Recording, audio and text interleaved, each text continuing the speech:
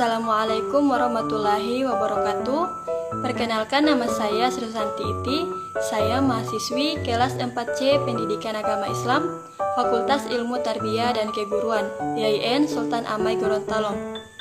Video ini dibuat untuk memenuhi salah satu tugas mata kuliah pengembangan evaluasi pendidikan yang diampu oleh Ibu Dr. Lian G. Otaya MPD, yaitu tentang ruang lingkup evaluasi pembelajaran.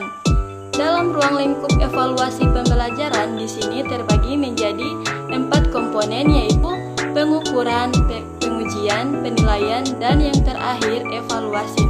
Nah, dalam kesempatan kali ini saya hanya membahas apa sih itu evaluasi. Untuk lebih jelasnya, simak video berikut ini. Apa itu evaluasi? Nah, evaluasi adalah proses menentukan nilai untuk suatu hal atau objek yang berdasarkan pada acuan-acuan tertentu untuk menentukan tujuan tertentu. Siapa nanti yang akan mengevaluasi dan kapan akan melakukan evaluasi? Yang melakukan evaluasi pembelajaran adalah guru. Guru berperan sebagai evaluator yang berfungsi untuk mengetahui berhasil atau tidaknya seorang guru dalam proses pembelajaran. Evaluasi juga dapat dikatakan sebagai penentu untuk mengetahui apakah proses atau cara belajar mengajar itu harus dipertahankan atau diperbaiki lagi. Mengapa harus dilakukan evaluasi dalam pendidikan?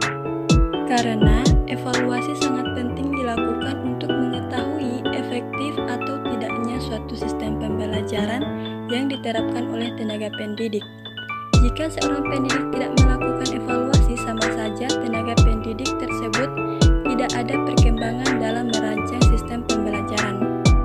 Sehingga peserta didik bisa saja merasa bosan dengan sistem belajar yang terus-menerus sama. Selanjutnya, apa tujuan dari dilakukannya evaluasi? Menurut Ari Kunto, evaluasi memiliki 2 tujuan, yakni secara umum dan khusus. Tujuan secara umum menitik beratkan pada suatu program secara menyeluruh. Tujuan secara khusus fokus pada setiap komponen dalam manajemen suatu organisasi. Selanjutnya, apa fungsi dari evaluasi? Fungsi secara umum evaluasi yaitu sebagai pengukur keberhasilan. Evaluasi berfungsi untuk mengukur keberhasilan sebuah proses pembelajaran yang telah ditetapkan oleh guru. Fungsi ini dimaksudkan untuk mengetahui sejauh mana suatu program berhasil diterapkan. Fungsi secara khusus dijabarkan secara psikologis. Evaluasi menurut psikologis mengandung fungsi yang cukup signifikan bagi siswa, guru, dan orang tua siswa. Bagi siswa, penilaian guru merupakan alat bantu mengatasi kekurangmampuan atau ketidakmampuannya dalam menilai kemampuan dan kemajuan dirinya sendiri.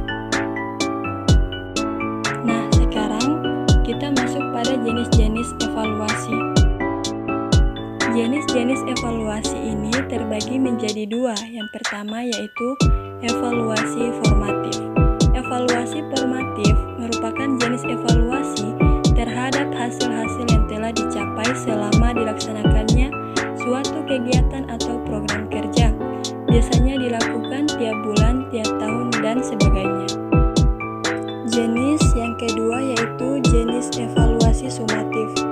Evaluasi sumatif merupakan jenis evaluasi terhadap hasil-hasil yang telah dicapai selama dilaksanakannya suatu kegiatan atau program kerja secara keseluruhan dari awal sampai akhir kegiatan selesai. Yang terakhir yaitu tahapan evaluasi. Tahapan evaluasi yang pertama yaitu menentukan topik yang akan dievaluasi. Yang kedua, merancang kegiatan evaluasi termasuk proses pelaksanaannya. Yang ketiga, mengumpulkan dan mencatat data dan informasi yang dibutuhkan. Yang keempat, mengolah dan menganalisis data serta menentukan tolak ukur waktu sebagai hasil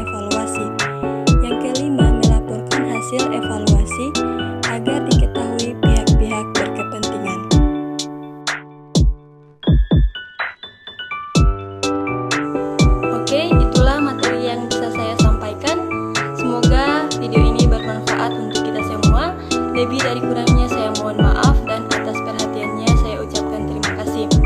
Wassalamualaikum warahmatullahi wabarakatuh.